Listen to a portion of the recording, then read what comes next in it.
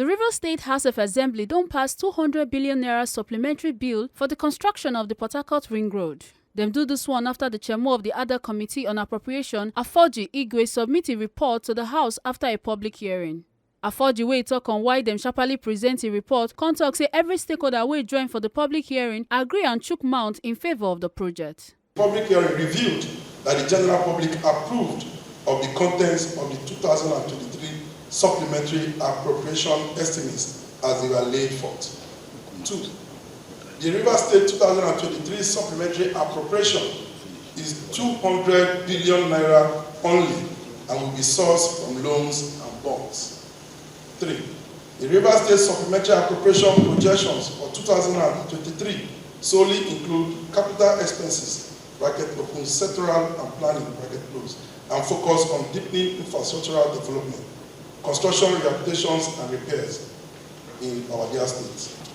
The benefits of the proposed River State Ring Road, which is the call of 2023 supplementary appropriation bill, are incalculably beneficial for the social economic growth of all the communities in River State. The ad hoc committee recommends that the proposed capital expenditure estimate of 200 billion naira only be approved as a supplementary appropriation estimate for the 2023. Speaker of the House, Mati Amawure, talk say the money where them go put for the project go come from loan and bond. If we want them to deliver the project as planned, sufficient funds must be given to them.